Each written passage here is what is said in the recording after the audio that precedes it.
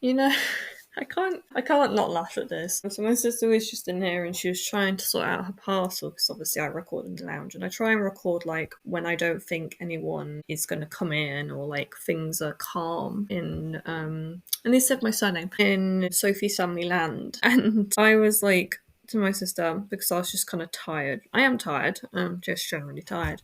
I said to my sister, "Can you just close the door on the way out, please?" And she equated me to a certain police sector. I think I don't know. I'm gonna have to search it. Yeah, a certain police force that was not good in the olden days. Obviously, it's a joke. I don't actually give a shit. It's just, it's. Like, I was just like, shit. You're really going there. I'm not offended. I don't give a shit. But what are we talking about today? So, I decided for whatever reason, because I was bored, that I've been bored a lot recently, mainly because of the fact that I have nothing to do with my days at the moment, given how kind of spaced out everything is, and like my mum's not able to take me places because I don't go outside with her because she's got work and like just general life problems, and I keep on I'm getting headaches again, which is like fun, regular, annoying headaches. Which I mean, it's like I've been getting them for like pretty much this entire year that I've been doing the podcast, but it's extremely annoying. And right now I have like a fun little dark spot in my vision, which really means I'm gonna get a worse the headache later. But I need to shower, so I'm just gonna have to deal with that. Anyway, enough about me and my own life. Even though I have a fun life, I'd like to think. I'm going to be talking today all about the Omega X, however you want to say it, Connected Universe, the OXCU, the Omega X. Is it? Or is it Cinematic Universe? Yeah, it's the MCU, isn't it? The Marvel Cinematic Universe. Anyway, ours is the Connected Universe. I'm sorry if you can hear like a flapping of a piece of paper. I was playing with it. But I will stop that now because I'm annoying myself. So anyway, we have I'm literally just gonna like be speaking off of a list and then just randomly interjecting with like things. So if you don't like those sorts of videos, then I do apologise, this ain't the video for you. But all of these groups will hopefully be talked about in the future. So first up we have Annoy, Spectrum, Limitless, Snooper, 7 o'clock. Actually, I'm going to talk about 7 o'clock. That wasn't that long. 7 o'clock is actually, obviously I read fan fiction, just in case you're like, what?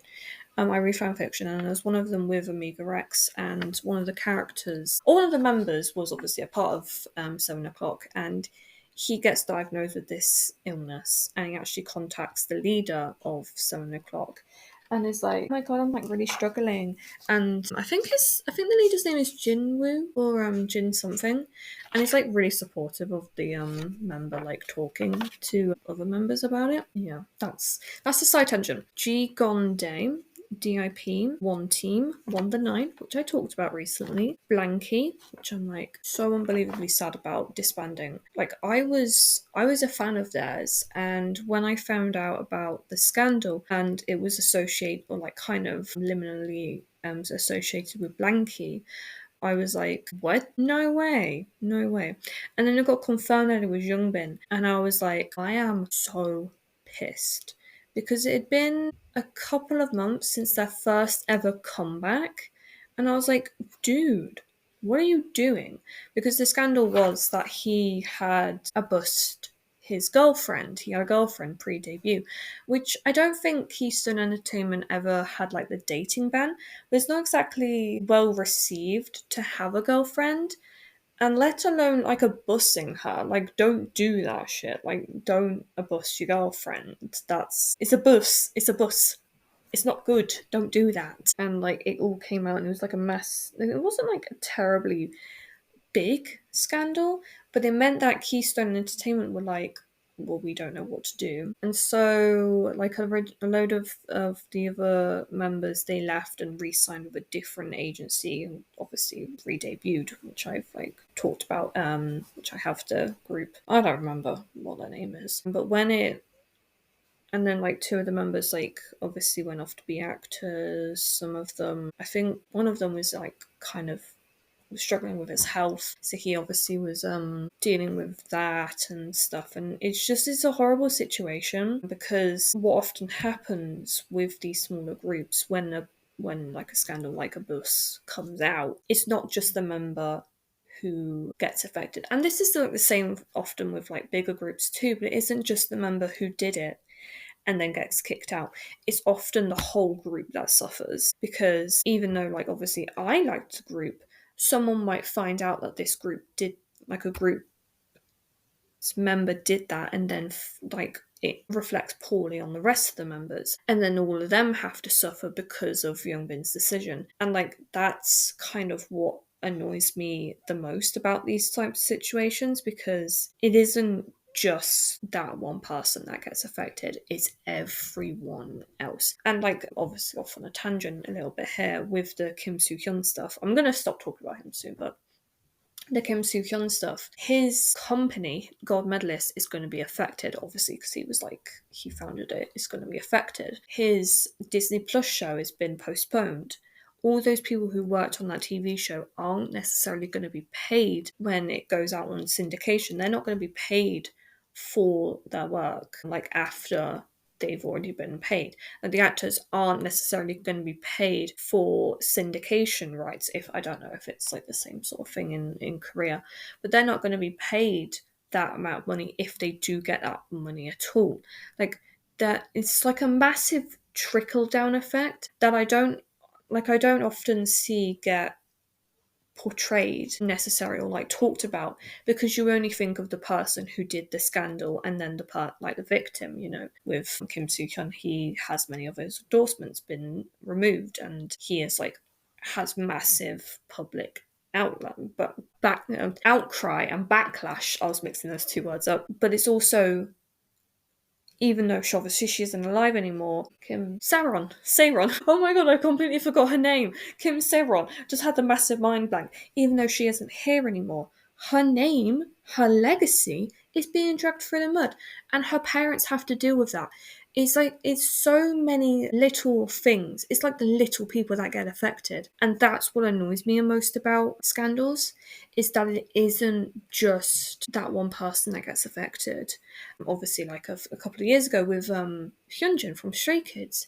Stray Kids, they didn't get too affected, thankfully, but it could have been so much worse had like the scandal been portrayed differently, or if the group hadn't been as successful as it had been at the time. Obviously, it's much more successful now, but if that sort of scandal happened nowadays, I would assume it would have much bigger ramifications on not just Hyunjin, but also the entire group.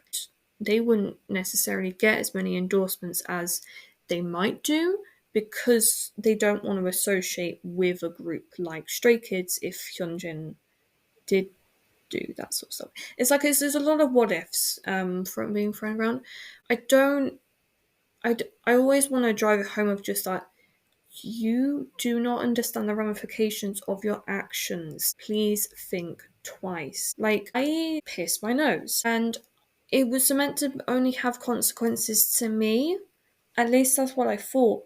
But my mum was worried, my dad was worried, my sister was too. Her friend that came round to stay with us, she might have been worried as well when my mum and dad had to remove it. It's a lot of different things at play, and you don't always know the ripple effects of an action until it happens. And I'm not going to get onto any more tangents, but that's kind of like what I feel about scandals and stuff. So anyway, next we have Celestia,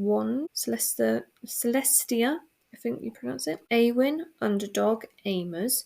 Amers is actually a pre-debut group, which I would love to see debut soon. Megamax, A-Weeks, 10X, XNENX, Platinum 78, Way, Just Be Cypher, which is the group under Rain Company, and just off of a tangent here, there are a couple of more groups that are associated with Cypher that I've not put down on the list. Evney, and obviously they go off on like a lot of, there's like a few times where I've had to be like, I have too many groups that I need to like write down. I can't get onto this tangent, but there are other groups. And Cypher is another group that I feel like, because they weren't promoted properly and weren't supported, they could have been so big. They could have done so well.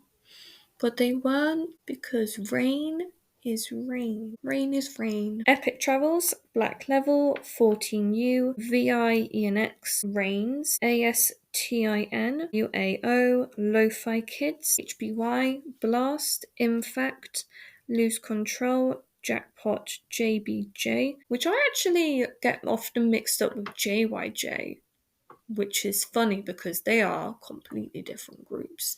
JYJ is a spin-off of TVXQ, and JBJ is a spin-off of Produce X10. No, Produce 101 Season 2 with 101. I often get them mixed up because I'll hear it and I'm like, JYJ is doing another thing. But it's like, no, it's actually JBJ.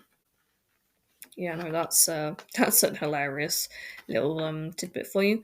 X1, I've this is another problem, is I've written down a couple of things. I might have written down one or two groups twice. Sunny Days, EIP MX, Lavergent, Jackpot, BMAX, Must Be, Challenger, Newtown Boys, High Five, Pure Boys, Blast, I've written Blast down again.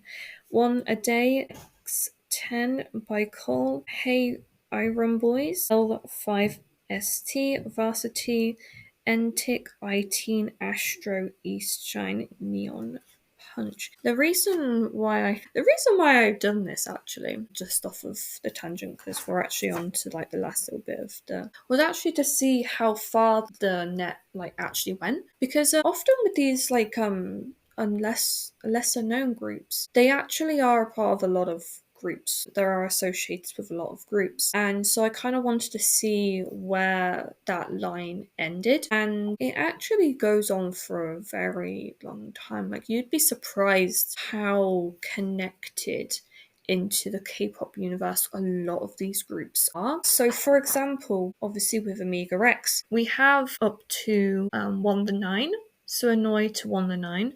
That's all within the members of the group, and obviously Amiga X was created as like a second chance for these idols who have been a part of groups that necessarily weren't so successful, or disbanded groups. So like if you take I don't know, like One the Nine, a lot of the members, one of them, Jinsung, he left the industry. I think another couple of them were a part of Way and such. And then like members of Way, they were a part of a different group, or at least were a part of like pre-debut groups. And just kind of casting that net just a little bit wider, you get so many other groups. And then when you cast again past those ones, you catch some more, and they link back to older groups. And that's what I think, personally for me, I don't know if it's exciting for anyone else, that's what makes K-pop like so fascinating for me. So like you don't really often hear about necessarily friendships between celebrities in like in the Western culture, except like unless like you see a collaboration and like, oh my god, we're friends now. You don't really tend to see, or at least I don't tend to see, because I don't really give a shit about them personally, if I'm going to be honest. But like seeing all of these people kind of be friends, like tackling a common, being able to have a commonality about them, that's cool. I love that.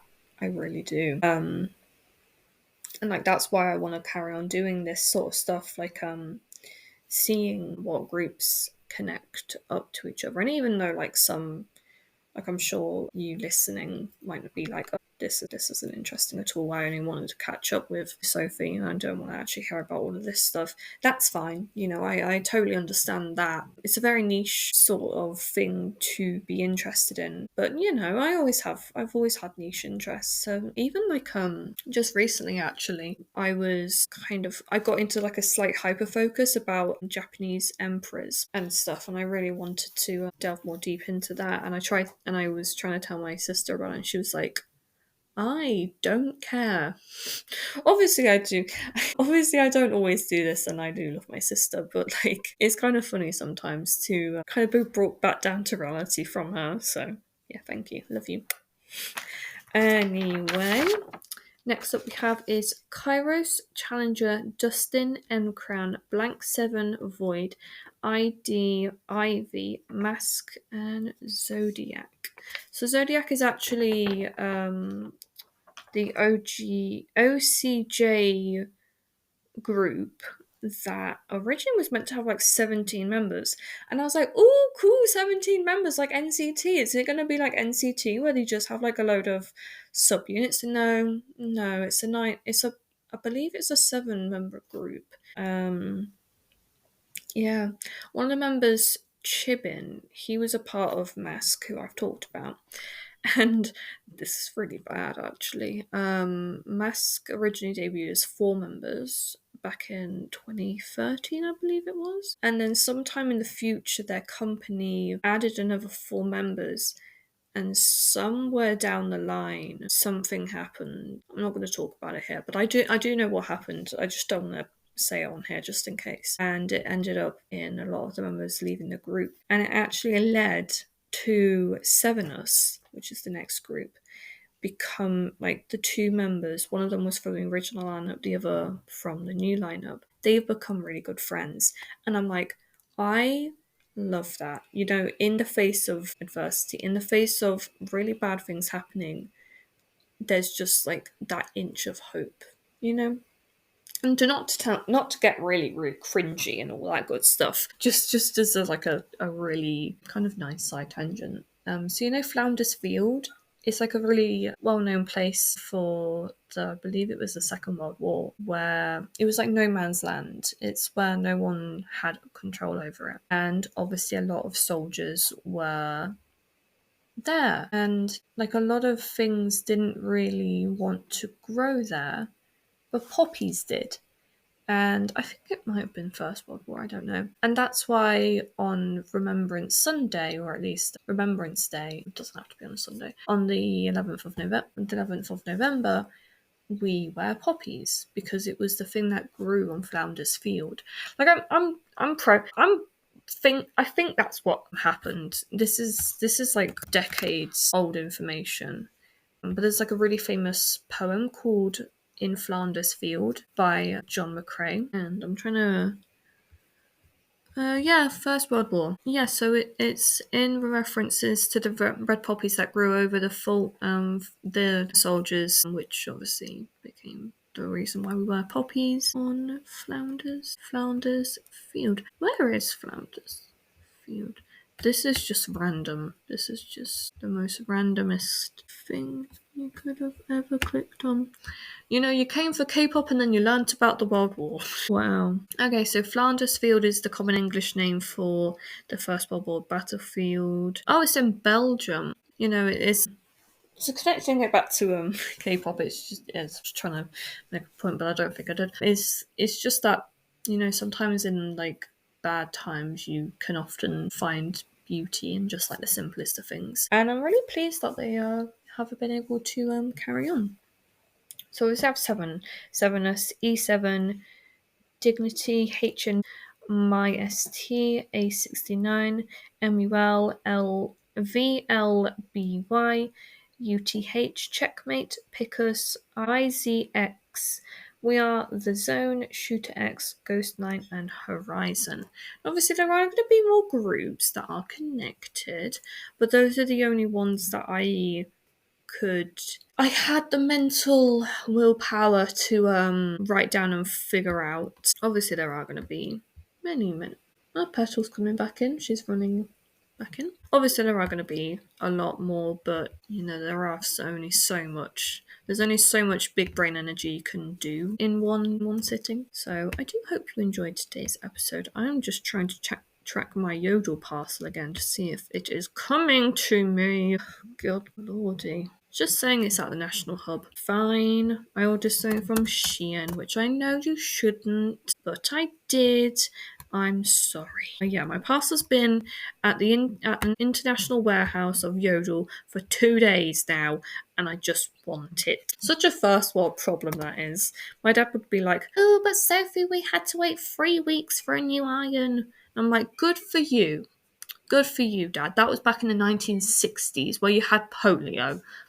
Now we're in the 2020s." Sorry, I'm full of it today. I have one on me, and it's funny. I actually got told off by my mum at 8 o'clock this morning, and my sister kept on being like, "Hey, you got told off before 8 a.m. this morning." I'm like, "Yes, Bexy, I know. I was there. Thank you for reminding me of my issues." But yeah. Thank you as always for listening, and I will talk to you guys again very, very soon. Bye.